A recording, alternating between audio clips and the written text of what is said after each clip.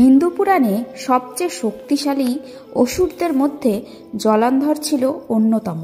ভগবান শিবের একটি ছোট্ট কাজ যে এত বড় বিপদ ডেকে আনবে তা কেউ কখনো ভাবেননি, যার ফলে দেবরাজ ইন্দ্র তার সিংহাসন হারিয়েছিল। অসুরদের ক্ষমতা সব মাত্রা ছাড়িয়ে গিয়েছিল, যার মূল কারণ ছিল জলন্ধর। পুরাণে জলন্ধরকে মহাদেবের অসুর পুত্র বলা হয়, কিন্তু মহাদেবের থেকে এরকম দুষ্ট শক্তির উৎপত্তি কি করে হয়েছিল? আপনাদের সবাইকে ঈশ্বরী শক্তি চ্যানেলে স্বাগত। আজকে আমরা জানব জলন্ধরের জন্ম হলো কিভাবে। এ বিষয়ে বিস্তারিত জানতে ভিডিওটি অবশ্যই শেষ পর্যন্ত দেখবেন।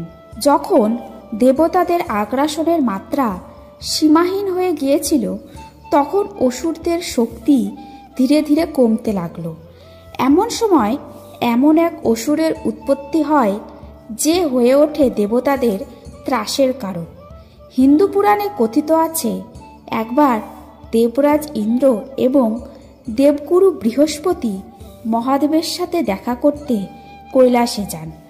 তাদের পরীক্ষা করতে মহাদেব রূপ পরিবর্তন করে তাদের রাস্তা আটকালেন।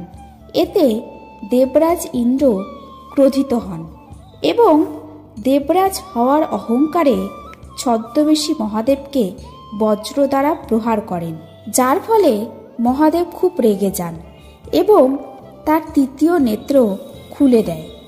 দেবরাজ তখন তার আসল পরিচয় জানতে পারেন এবং মহাদেবকে শান্ত করার চেষ্টা করেন। এতে মহাদেবের ক্রোধাগ্নি ইন্দ্রদেবের পরিবর্তে সমুদ্রে নিক্ষেপ করেন, যার থেকে এক শিশুর জন্ম হয়, যার নাম রাখা হয় জলন্ধর। এরপর জলন্ধর বরপ্রাপ্ত হয় যে মহাদেব ছাড়া কেউ তাকে বধ করতে পারবে না। এরপর জলন্ধর সমস্ত দেবতাদের পরাজিত করে স্বর্গে তার আধিপত্য বিস্তার করেন। তারপর শক্তিশালী অসুর কালনেমির কন্যা বৃন্দার সাথে তার বিবাহ হয়।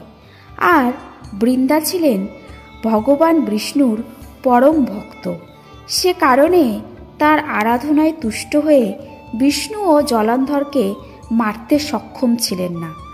এদিকে জলন্ধর ত্রিলোকে তার আধিপত্য বিস্তার করতে থাকেন।